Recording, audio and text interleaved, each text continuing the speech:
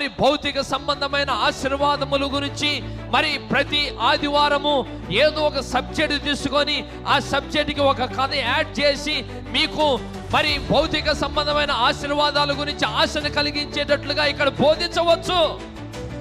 కానీ ఆ సబ్జెక్టులు ఎందుకు తీసుకురామంటే ప్రవక్త ఎప్పుడు కూడా వాటి గురించి బోధించలేదు.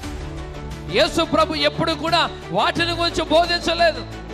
యేసు ప్రభు అయినా ప్రవక్త అయినా ఎప్పుడు వారి యొక్క బోధలో మూలాంశం ఏంటంటే నిత్య జీవము, పరలోక రాజ్యము, దేవుడు, ఇవే మూలాంశాలుగా ఉన్నాయి. అందుకనే ప్రతి వారము మీ దృష్టికి తీసుకొని వచ్చేవి ఏంటంటే ఆయన రాజ్యము గురించి, దేవుని గురించి, దేవునితో సహవాసం గురించి, ఆయన నిత్య జీవము గురించి, ఈ విషయాలే మీకు పరిచయం చేయడానికి, మీకు బోధించడానికి గల కారణం అవే నిత్యమైనవి.